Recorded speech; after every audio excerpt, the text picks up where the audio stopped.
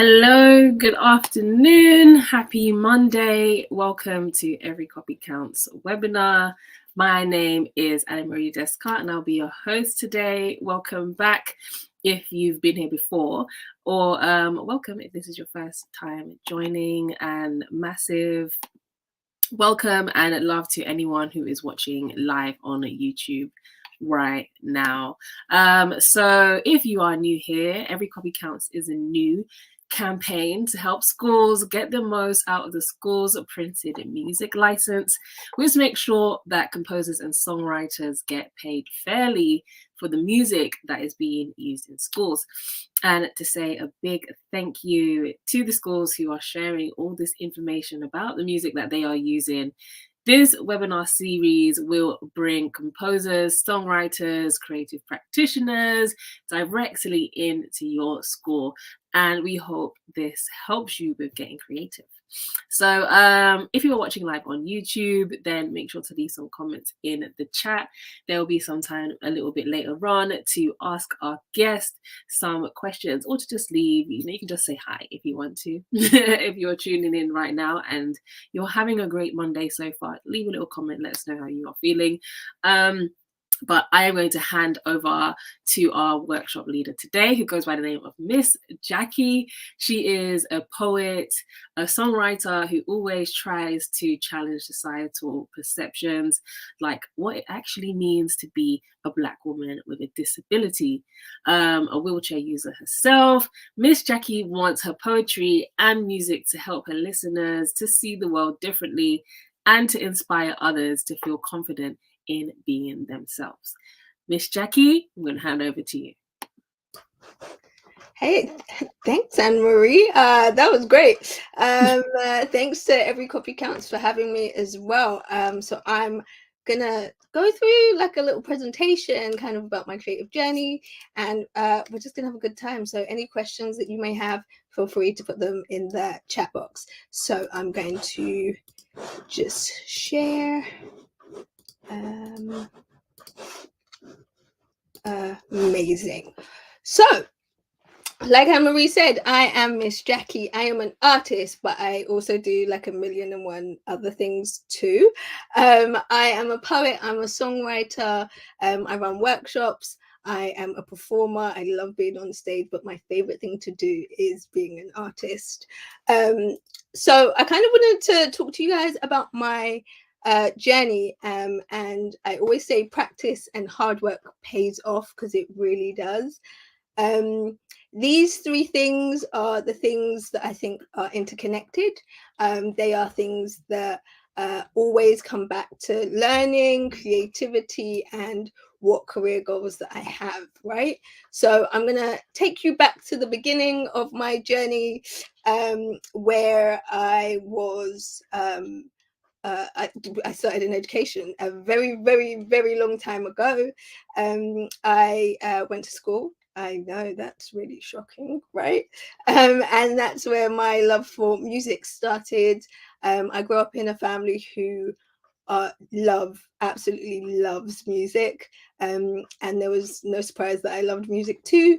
I used to record cassette tapes, like the radio on cassette tapes. I'm probably showing my age now, but that's what I used to do, and I really wanted to understand how it worked and how people could sing and how the world can hear their music and their art. So that was really, really great. So the first time in secondary school, I had a music teacher who that year we were learning the piano, and it was really a strange time, because the teacher that I had didn't know how to best support me as a disabled person and as a young student who had a disability. So I think for them it was very much a learning curve for them, but for me it really made me a little bit disheartened in the fact that I wanted to learn to play the piano with my friends. And I remember this teacher giving me a triangle. Now, There is nothing wrong with playing the triangle, but I wasn't a triangle player. So I just remember being in music and not really understanding what was happening. But the next year, I got a different music teacher, which was really great. And he was super cool. And he told everybody in the class that we can play whatever instrument we want, play it how we want, play it upside down, play it backwards, play it left, play it right, just explore the different instruments. So that was a really great time. And because of that particular teacher, I really got into music and wanted to learn how everything worked, from production to different instruments and how they come together to make a song. I went off to college. I did music production and theatre because I like variety and creativity in my life, and did really well there, and went off to uni. Because my mum is Nigerian, and she said I can't be the first one that doesn't go to university. So I went to university and I studied music production and business, and that was a really interesting experience as well. I really loved learning about like the technical side and how to record music and how to record sound and what it looks like and what it feels like. So that was a really great experience. And then right after that, I started my career in music and creativity and all of that. So I started creating music for theatre, so not necessarily musical theatre, but theatre plays, theatre shows for different scenes. I got into poetry pretty later on. I think I just started university, or I was just about to graduate, and I didn't know that poetry could be a career. And that was because in school, poems that I was introduced to were in English. Shout out to all the English teachers. But it was in war poems, and I didn't really see myself reflected in those poems. So I didn't really connect to it until later on, when I met a fabulous woman called Cat Francois, who really showed me that poetry could be whatever you want it to be, and that you have to learn the rules so you can bend them a little bit. And that's what I kind of do with my creativity and music. Music, I've always wanted to be a part of music in one way, shape, or form. I used to, when I was a teenager, I used to record anyone who wanted to be a rapper, like my neighbors and my friends, and kind of sample it and like put it against beats and kind of just mess around with music and explore what I can do in that sense. I didn't become an artist until much later on, because I didn't see anyone like me who wanted to be a musician or who did what I wanted to do. So I'm a Black woman who has a disability, and I can't think of another Black woman who is a musician in the last 50 years. If you can, let me know so I can go and do more research. So I didn't think I could have a career in music until I got to a point where I was like, this is what I want to do, and I'm just going to figure it out. And something that I tell everyone is never tell someone they can't, always tell them they can try. So I'm here to tell you that you can try your hand at absolutely anything that you want to do. Those two things both led to my career. So now I get to perform, I get to facilitate, I get to speak. Can you imagine having a career where you can just speak? Like that's great, right?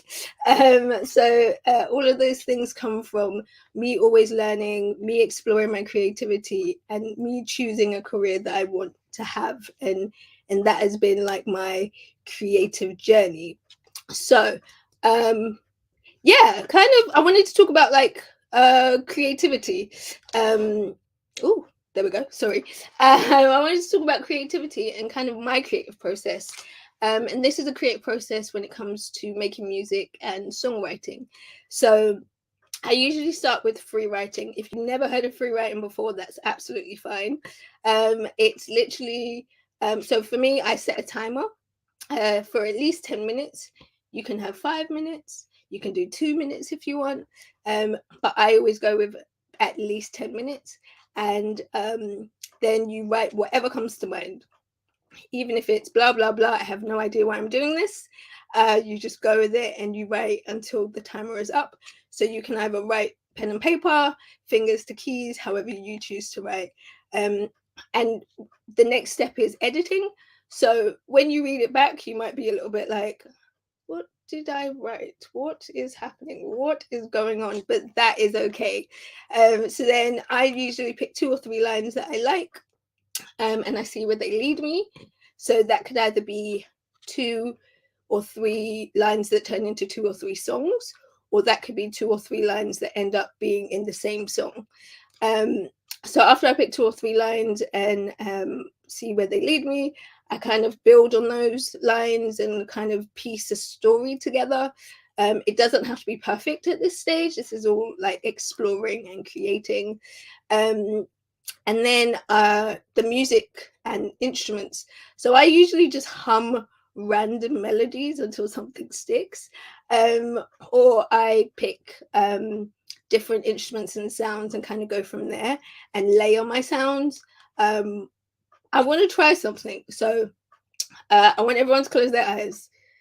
I'll close my eyes too, and on the count of 3, I want you to just make the first sound or noise that comes to mind, right?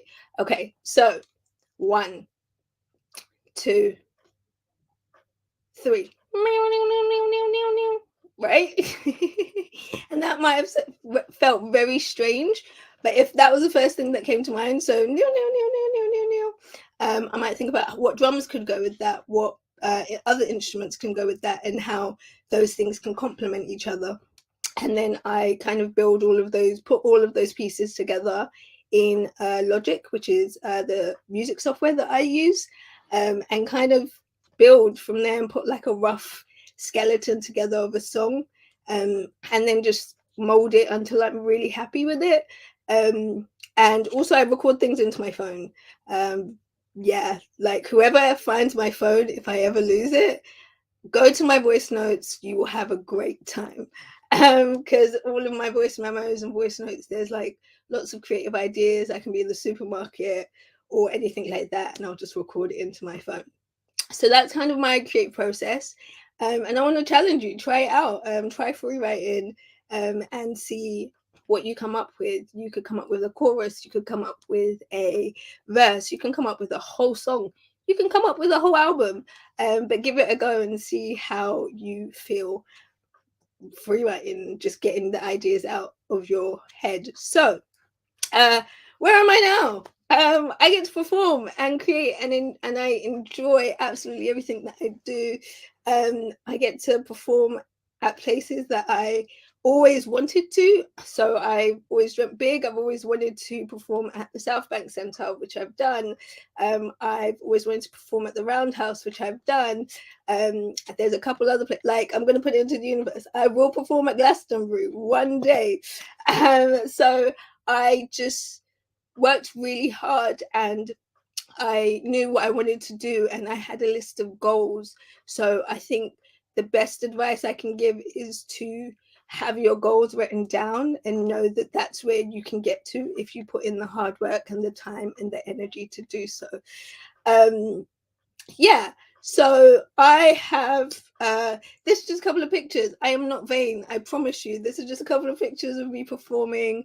When I was looking for these, there are quite a few pictures, so I just picked a few from different eras of Miss Jacqui. I can always tell how old I was depending on my hairstyle. So yeah, these are a few. The South Bank one is in the middle, is this one here. This was like at the start of my career, the first one. This was a part of a theatre show down here. This was a theatre show. I have a giant marshmallow in my hand. Can you imagine being able to perform with giant marshmallows? It's amazing. And this one was recently. And yeah, I get to go all over doing the things that I love. So yeah, I really want to inspire you. And again, I'm going to say you can try to do whatever you want to do, explore and do all of those amazing things, and know that sometimes it will be hard, but that's okay. Just work harder and you can build a career on the thing that you love doing, because I'm like a living testament that you can. So yeah, if you would like to follow my journey, you don't have to, but it would be nice. You could either go to my website, or you can follow me on any of my social media platforms. And I thank you so much for listening, and I can't wait to hear the music that you get to create, and I can't wait to meet you in person one day, maybe. So yeah, thank you so much.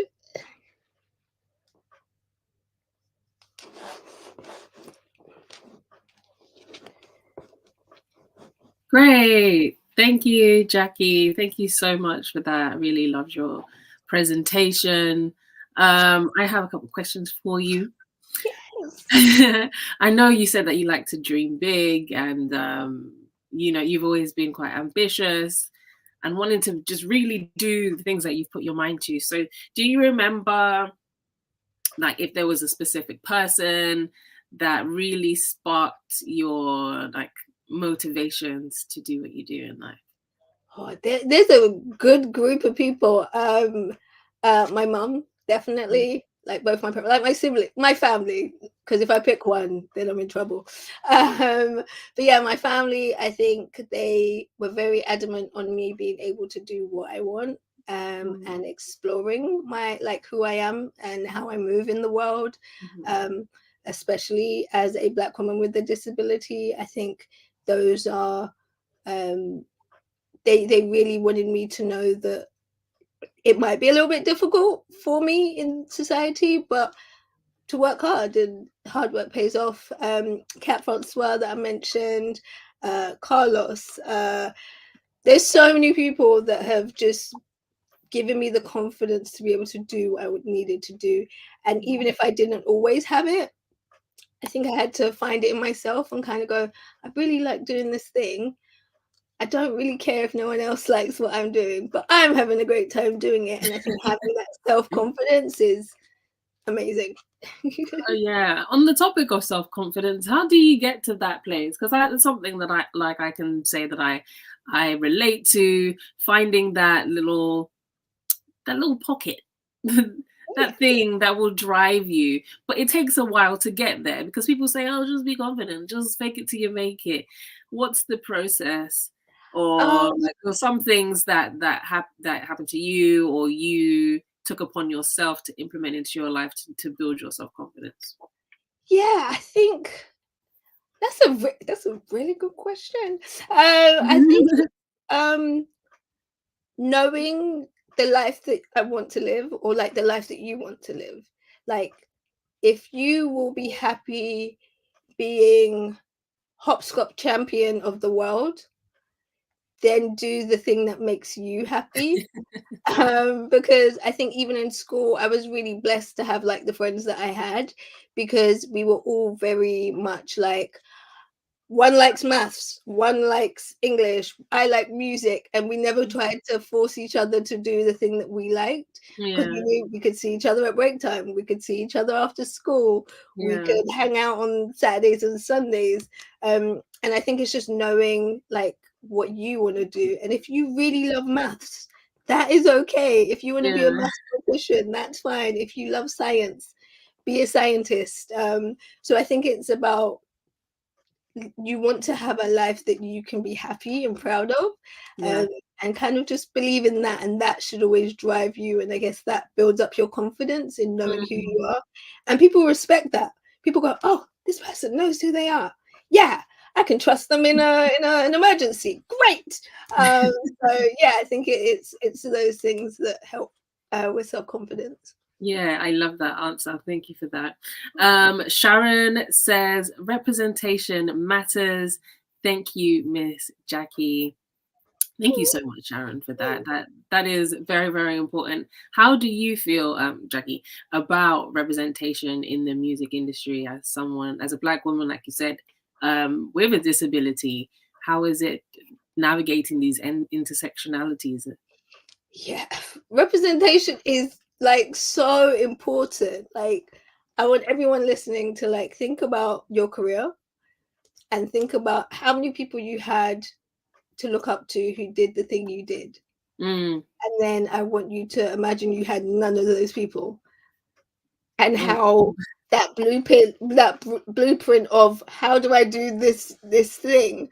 So that's why representation matters. I think, especially in the music industry, like I think we are slowly making a change, but not as fast as other industries. So like theater, TV, fashion is futuristic at this point.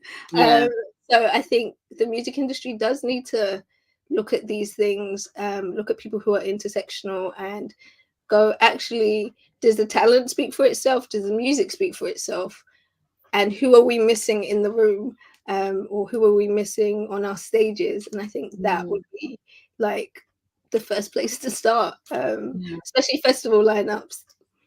That's a whole nother thing, but you said Glastonbury. I was in the comments like, yes. I would love to play Glastonbury one day, and that's just a goal of mine. And I don't think they've had a disabled artist on the main stage, so let's talk Glastonbury. Yeah. I'll give them a call for you. I wish I could do that. What advice would you give? Oh, just to everyone who is watching, you can drop some questions in the chat. If you have any questions for Jacqui, now's your chance to ask them, and she will answer them for you. I do have a few more. What advice would you give to a young girl who might be in a similar situation or wants to build a career in the music industry, doesn't know what to start, or just has very high ambitions and drive, it doesn't know how to channel that energy? What kind of advice would you give? What advice? Everybody is winging it. Yeah. Adults included. So first of all, know that, but also find your tribe of people. Do your research. What artists do you look up to that you might want to be, or what jobs in the music industry that you really enjoy? Who do you look up to there? And if you don't find anyone, you take little bits and pieces from other people that you like, and then you build your version of what you want off of those pieces. Is like baking a cake. How much chocolate do you want to add? How many sprinkles do you want to add? You need a little bit more sugar, some baking powder, all of these things. So like, it's about try and find your tribe. If it's hard to find your tribe, you make your own tribe based off of different things. And I think journal, have a notebook. I have a notebook from when I was like, this is really gonna show my age. It's got unicorns all over it. From when I was like 10, and it has like big like goals that I want to like achieve, and those things can change and evolve. And one was I wanted to perform on the moon. Maybe that'll happen. But you know what? We are on the way to the moon, so it could happen. So I think just write down your goals and have it in a place that you can look back and check in and go, oh, is this still what I want to do, or do I want to change, or do I want to pick a different career? And that's okay if you change your mind halfway through your life and you're like, actually, I don't want to do this thing. I want to go over here and be a gardener. Go ahead, do it. So just be happy, and enjoy doing what you want to do. That is it. That literally is it. How do you feel about social media and today's era of content creation? And I guess you being a songwriter and a performer, like, how have you been able to utilize it to your advantage? Yeah, social media. It's like a love-hate relationship. Like I get why it's important, and I think in like social justice, it's super important. Being able to talk to people across the world about things that we want to change as human beings. But at the same time, for me, I like my privacy. Like I want to be able to go into the supermarket with my baseball hat on in my pajamas, and no one can go, can we take pictures? Like, so I think I give away as much as I can in terms of what I'm comfortable with, what I'm happy to for someone to drag back up in 10 years time, and I know that I can stand by it. Yeah. But yeah, I think social media is about, a lot of it is fake, and that is just honesty, but also create spaces that, or like create a space on social media that you're comfortable to be a part of. So like Mm. I don't follow anything that would make me feel uncomfortable or make me question who, like I don't follow anyone that contradicts who I am as a person, if that makes sense, in terms of Okay, like yeah. I don't want to wake up and have like 17 Facetune images on my Yeah, I phone. know what you mean. That doesn't sit well with me. So I kind of create a space that I enjoy, and I love social media because I get to talk to people from across the world about Mm. music and about storytelling and about how we do this and that, and I think that's great. And I can do that without giving up my personal information, right? So I think it's a great thing. It can be used in such a great positive way. There are downsides to it, but I think it's just about navigating that. And the block button is your friend. Yeah. The button is your friend. The unfollow button is your friend. So just know that you have the power to block people out if you don't want them to be a part of your bubble. Yeah. Yeah, that's great. That's great. And lastly, what's your favorite thing about being a songwriter and the whole creative process? My favorite thing, just one? Oh, you can give me everything. No. I think like the top thing is being able to tell stories, Mm. especially stories that people don't often get to hear. Um, a lot of my music isn't necessarily always my own personal story and journey, but I spend time listening to people and going, someone needs to hear this. And like Mm. I always ask them if I could share and make something creative out of it. But I think it's about, that's like one of the biggest things, is being able to tell a story that might not have been heard. Um, but also getting able to perform a song, and when people sing it back to you, that Oh, sounds really like it's a me thing, but it's like you've connected with this thing that I wrote in like my mum's house in in my bedroom. yeah. And I think that is really powerful, and being able to connect with people. And I feel like music has always done that, in terms of like we all feel similar feelings at different times in our lives, but music seems to explain and express that in a way that Mm. I can't always find the words for or articulate. So being able to write songs that people feel that they connect to is like, oh, what? Little old me from like East London, like what? So yeah, I think those are like my favorite things. Being able to tell stories, and being able to connect to people are the like my favorite thing. Yeah. Oh, beautiful, beautiful. Okay. Thank you so much, Jacqui. I think I'm greatly inspired by your session today, and I hope everybody else is inspired. Can you tell people where they can follow you and follow your work and everything? Yes. So, social media. It is at I am Miss Jacqui. Jacqui is spelled J. Oh, look at that on the screen. Beautiful. Um, Beautiful. and my website is www.missjacqui.co.uk. And yeah, come find me. Come say hi. Come and respectfully slide into my DMs. Yeah. Yeah, let's talk. Yeah, great. Thank you so much, Jacqui. Thank you to all of you for tuning in, whether you're live right now or you're going to watch this later. To our teachers watching this, please don't forget that the annual Copycat Challenge kicks off on Monday, the 20th of June. You can log in your sheet music during that week and you'll be in with a chance of winning a number of fantastic prizes for your school. Currently announced as a chance to attend the 2023 Ivor Novella Awards. So please make sure that you are subscribed to our newsletter via our website, and you can find all the information on our social media and on our website. And we will be announcing new prizes next week, so make sure to keep your eye peeled for that. Sign up to our mailing list to take part in the annual Copycat Challenge and win exciting prizes for your school. We're going to put the website right here. There you go. And yeah, that's it. That is it. We will be back. This is the end of this current season, and of course you can watch this in your own time. And it's been a pleasure to do this. It's been a pleasure to talk to you, Jacqui. And this is my Anna Marie Descartes. Go and follow me. I'm on No Signal Radio on Fridays, every Friday, 3 to 5 p.m. if you want to listen to me on air.